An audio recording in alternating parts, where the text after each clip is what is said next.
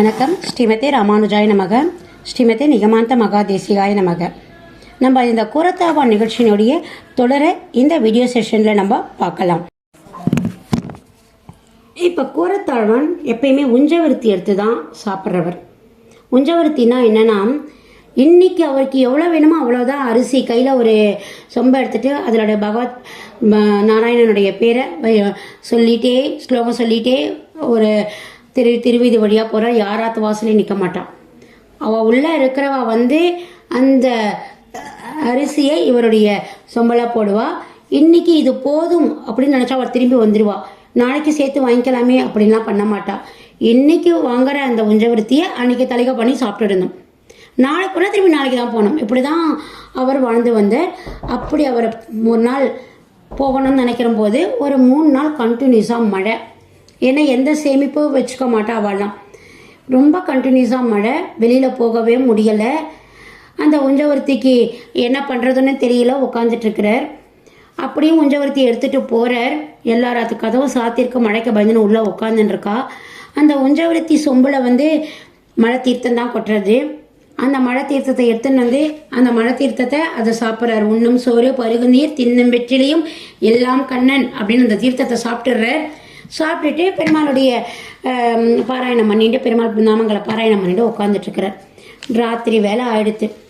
என்னன்னா, ஸ்ரீரங்கத்து கோவிலில் கண்டாமணி அடிக்கிறதே பெருமாளுக்கு பிரசாதம் அம்சேராருது. அப்போ அவன் மனைவி ஆண்டாளம்மா நினச்சாலாம், பெருமாளை நாயம்மாவனுக்கே உன் பேரை சொல்லிகிட்டே ஒரு 3 நாளாக இங்கே பட்னியாக இருக்கிற, பட் உனக்கு மட்டும் அங்கே வேலை நடக்கிறது அப்படின்னு ஒரு சின்ன கிளேஷம் மனசில் அப்படி நினச்சிட்டு, ஐயோ தெரியாதனமாக பேசிட்டேன், தப்பு நினச்சிட்டேன் அப்படின்னு மனசுக்குள்ளேயே ஃபீல் பண்ணுறான். பட் இது அங்கே நம்பெருமானுக்கு கேட்டுருது. உடனே என்ன பண்ணுறார், அங்கே இருக்கிற அந்த கோவில் அதிகாரி உத்தம நம்பி மூலமாக இவர் என்ன பண்ணுறார், அன்னைக்கு அரவண பாயசம்னு சொல்லுவோம். அரவணத்திற்கு நல்லா கெட்டியாக இருக்கும், அதை கொடுத்து அனுப்பிடுறார். கூரத்தாழ்வானத்துக்கு வந்துட்ட உடனே உள்ள கதவை தட்டி கொடுக்குறா. இந்தாங்க, நீங்கள் ரொம்ப பசியாக இருக்கிறேன், பெருமாள் என்கிட்ட சொன்னார், அதால் எடுத்துகிட்டு வந்தேன்றார். உடனே ஒரு மனைவியை பார்க்குறார். என்னம்மா, நீ ஏதானே பெருமாள் கிட்ட கேட்டியான்னாரா? ஐயோ, நான் எதுவுமே கேட்கல. இல்லை கேட்டேன். ஆமாம் கேட்டேன், நீங்கள் பசியாக இருக்கீங்களேன்றதுக்காக கேட்டேன்னு தயங்கி சொல்கிறா. அவருக்கு தெரியாதாம்மா நமக்கு எப்போ கொடுக்கணும்னு சொல்லிட்டேன். சரி, பெருமாளே நம்ம கொடுத்துருக்கிறார், வேண்டான்னு சொல்லிட்டு அதில் 2 கை மட்டும்தான் எடுத்துக்கிறார். ஒரு கைப்பிடியை மனைவிக்கு கொடுக்குற, ஒரு கைப்பிடியை தான் எடுத்து சாப்பிட்ற. அந்த விளைவாக தான் இவாளுக்கு 2 பசங்க, பராசர பட்டர், வேதவியாச பட்டர். இப்படி 2 ரத்தினங்கள் பெருமாளுடைய அருளால் இவருக்கு பிறந்தா. அப்படிப்பட்ட சீரும் சிறப்பும் கொண்டவர் கூரத்தாழ்வான். இவர் ஒரு நாள் என்ன பண்றார், அங்க இருக்கிற ராஜேந்திர குலோத்துங்கன் சொல்லிட்டு அந்த நாட்டை ஆண்டு வர ஒரு ராஜா. அந்த ராஜாவுக்கு சைவம்னா ரொம்ப பிடிக்கும். இந்த வைணவத்தை பார்த்தாலே அவனுக்கு பிடிக்க மாட்டேங்குது. இருக்கிற விஷ்ணு கோவிலாம் கட்டக்கூடாது, இடிக்கணும் அப்படின்ற மாதிரி சொல்லிட்டு இருக்கான். இந்த விஷ்ணு பக்தர்களாக கூப்பிட்டு, நாராயணன்ற பெருமாளே கிடையாது அப்படின்னு, சிவாத் பரதரம் நாஸ்தின்னு எழுதி கையெழுத்து போட்டு கொடுங்க அப்படின்னு கேட்குறான். சிவாத் பரதரம் நாஸ்தினா சிவனை தவிர வேற யாரும் இல்லை, கையெழுத்து போடுங்க அப்படின்னு சொல்கிறான். அப்படின்னு சொல்லும் பொழுதே இந்த கூரத்தாழ்வானுக்கு ஒரு சிஷ்யர்கள் இருக்கிறார். அதில் நாவலூரான் ஒருத்தன். அவன் இப்போ இந்த ராஜாக்கும் ஒரு ஸ்பை. அவன் என்ன சொல்கிறான், நீங்கள் ஏன் இவ்வளோ ராஜா கஷ்டப்படுறீங்க, ராமானுஜர்னு ஒருத்தர் இருக்கிறார், அவர் ஒருத்தர் சொன்னால் போதும், இந்த வைஷ்ணவ சம்பிரதாயமே சொன்ன மாதிரி அவர்கிட்ட முதல்ல ஒரு கையெழுத்தை வாங்கிடுங்க, நீங்கள் ஒவ்வொருத்தராக கூப்பிட வேண்டாம் அப்படின்றான். உடனே சரி ராமானுஜரை கூட்டிட்டு வாங்கன்னு சொல்லிட்டு அந்த ராஜ சேவகர்களை அனுப்புகிறான். பட் இந்த விஷயம் கூரத்தாழ்வானுக்கு போயிடுறது. ராமானுஜர் காவேரியில் குளிக்க போயிட்டார். தன்னுடைய காஷாயத்தை கட்டி திருதண்டத்தை ஓரமாக வச்சுட்டு குளிக்க போயிட்டார். உடனே தெரிஞ்சு போச்சு கூரத்தாழ்வானுக்கு. அங்கே இருக்கிற இன்னொரு சிஷ்யன் கிட்ட சொல்லிட்டார், அவர் காஷாயத்தை நான் கட்டின்ட்டேன், என்னுடைய வெள்ளை துணி அவரை கட்டிக்க சொல்லு, நான் அந்த சோழன் கிட்ட போகிறேன், என்ன நடக்கிறதுன்னு பார்க்கலாம். ஏன்னா அவருடைய உயிருக்கு இப்போது ஆபத்து. ஒரு உயிரை காப்பாற்றுறது, ஒரு ஆச்சாரியனோட உயிரை காப்பாற்றுறது சிஷ்யனோட கடமை. அத்தியந்த பக்தி யுக்தானாம் நான் சாஸ்திரம் நாயவ சாக்கிரம. அதாவது என்னுடைய பக்தியால் இப்போ சாஸ்திரத்தெல்லாம் பார்க்கக்கூடாது, ஒரு கிரகஸ்தன் காஷாயம் கட்டக்கூடாது, ஒரு முனிவன் ஒரு துறவி வெள்ளத்துணி கொடுப்பக்கூடாது. ஆனால் இதெல்லாவோட முக்கியம் யார், அவருடைய உயிர். எனக்கு இங்கே அவன் உயிரை எடுத்துடுவான்.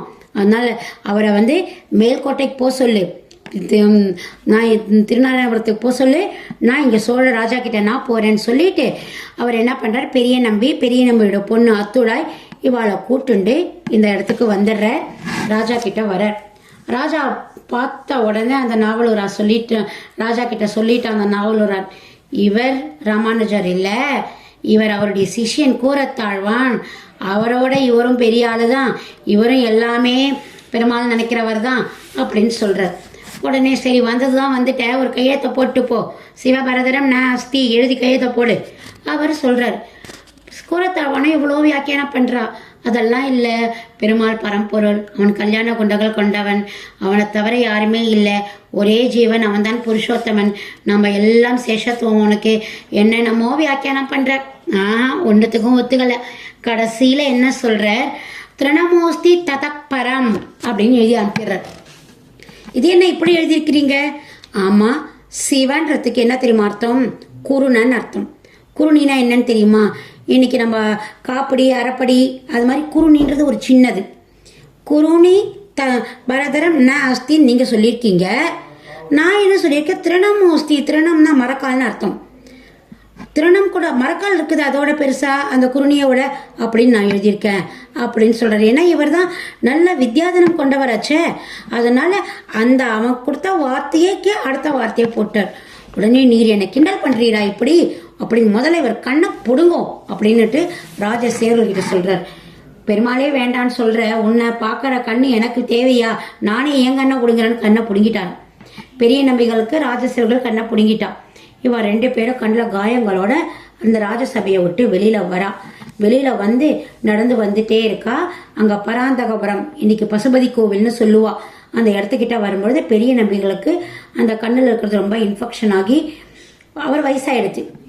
அவருக்கு உயிர் ஒரு போகிற மாதிரி இருக்குது. அவள் பொண்ணு சொல்கிறா, அப்பா ஸ்ரீரங்கம் இன்னும் கொஞ்சம் தூரம் தான்பா, போயிடலாம்பா, அங்கே போனாவது நான் நம்பேர்மான் இருக்கா பார்த்து பார்ப்பா அப்படின்றா. அதெல்லாம் தப்பு. போகிற உயிர் எங்கே போனாலும் பெருமாள் எல்லா இடத்துலையும் இருக்கா, ஸ்ரீரங்கத்தில் தான் போனோம்லாம் கிடையாது, இந்த ஊர்லேயும் நான் போனால் தப்பு கிடையாதுன்னு சொல்லிட்டு அவர் என்ன பண்ணுறார், தன் தலையை கூரத்தாழ்வான்கிட்டையும் காலை அத்துழாய் மேலே வச்சிட்டார். உயிர் போயிடுறது. அங்கே இருக்கிற அந்த ஊர்க்காராலே, அந்த பராந்தகபுரம் என்ற பசுபதி கோவில் அவளே இவருக்கு நல்லடக்கம் பண்ணினது இல்லாமல் கண்ணுக்கு இவருக்கு வேண்டிய கூரத்தாழ்வான் கண்ணுக்கு வேண்டிய எல்லா ட்ரீட்மெண்ட்டையும் பண்ணிட்டு இவரை ஸ்ரீரங்கத்தில் கொண்டு ஓடுறான். அதாவது தன்னுடைய ஆச்சாரியனுடைய தர்சனத்துக்காக தன் தர்சனத்தை இழந்தவர். தர்சனம்னா கண்ணு, தர்சனம்னா அவருடைய உயிருக்காக தன்னுடைய கண்களை இழந்தவர் கூரத்தாழ்வான். யாராவது செய்வாளா? ஒரு ஆச்சாரியனுக்கு ஒரு 1000 ரூபாய் கொடுக்கணும், 2000 ரூபாய் கொடுக்கணும்னாலே மேலே பின்ன ஏன் கம்மியாக கொடுத்தா என்ன அப்படின்னு யோசிக்கிற இந்த காலகட்டத்தில் தன்னுடைய கண்ணையே கொடுத்தவர் அதுக்கப்புறம் உயிரியே கொடுக்க போறாரு. அப்புறம் அதை பார்க்கலாம். அப்படிப்பட்ட சிறப்பு கொண்ட அந்த கூரத்தாழ்வானை நம்ம அடிக்கடி நம்ம நினச்சி பார்க்கணும். அவரை அதாவது ஒரு மனுஷாலாம் எப்படிலாம் இருக்கணும் அப்படின்றதுக்கு இவர் ஒரு உதாரணம். எப்படிலாம் இருக்கக்கூடாதுன்றதுக்கு உதாரணமும் இதில் இருக்கா, அந்த நாவலூரான் அந்த சோழராஜா போல. ஆனால் இருக்கணுன்றது தான் நம்ம முதல்ல எடுத்துட்டு அந்த வழிப்படி நம்ம நடக்கணும். அப்படிப்பட்ட ஒரு சிறந்த ஆத்மா இவர் என்ன பண்ணுறார், ஸ்ரீரங்கத்துக்கு வந்துட்டார். கண்ணு ஓரளவு பரவாயில்ல, போய் பெருமாளை போய் சேவிக்கலாம் அப்படின்னு நினைக்கிறார். உள்ளே போகிறார். அங்கே உள்ளே போகும்பொழுதே அங்கே இருக்கிற அந்த காவலாளிகள், நீர் போகக்கூடாது. நான் ஏன் போகக்கூடாது? ராமானுஜம் சம்மந்தப்பட்டவங்க யாரும் இந்த கோவிலுக்குள்ளே வரக்கூடாதுன்னு சொல்லிட்டு ரூல்ஸ் வந்திருக்குது. அதுக்குள்ளே இன்னொருத்தர் வரார். ஐயோ இவர் ரொம்ப நல்லவர்ப்பா, இவரை போய் நீ போகக்கூடாதுன்னு சொல்லலாமா?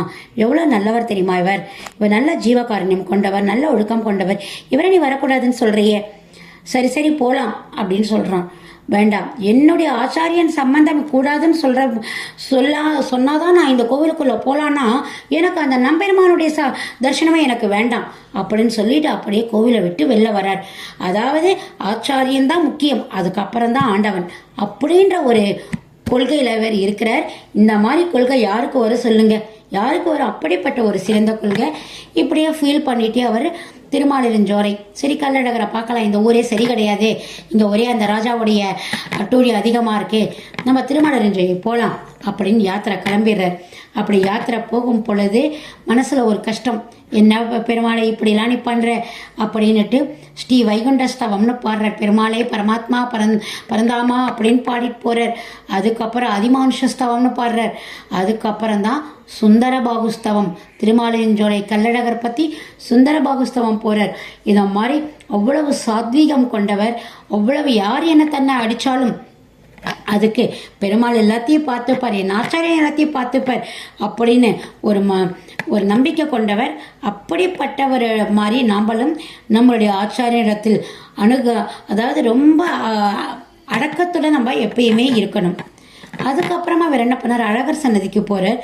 தன் குறைய கொட்டுறார். கல்லழகா, நீ எவ்வளவோ அழகா, நீ பார் உன்னுடைய விபவ அவதாரத்திலிருந்து இன்னைக்கு நீ அர்ச்சாவதாரத்தில் இவ்வளவு அழகாக வந்து எழுதியிருக்கியே அப்படின்னு சுந்தரபாகுஸ்தவத்தில் 132வது ஸ்லோகத்தில் சொல்கிறார் பாருங்க.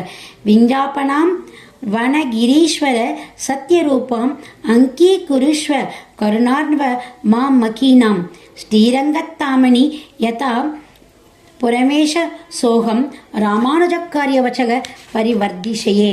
இதேதான் நம்மாழ்வார் தன்னுடைய 3ஆம் பத்தில் சொல்றார். என்ன, கட்டுரைக்கில் தாமரை நின் கண் பாதம் கை ஒவ்வா கட்டுரைத்த நன் பொன் உன் திருமேனி ஒளி ஒவ்வாது ஒட்டு உரைத்தி உலகு உன்னை புகழ்வு எல்லாம் பெரும்பாலும் காட்டுமால் பரஞ்சோதி பட்டுரையாம் பொற்கு என்றே காட்டுமாம் பரஞ்சோதி அப்படின்னு மிக அழகா சொல்லியிருக்கிறார். எப்படி சொல்லியிருக்கிறார், அவருடைய வடிவழக அவ்வளவு அழகா அனுபவிச்சு சொல்லியிருக்கிறார்.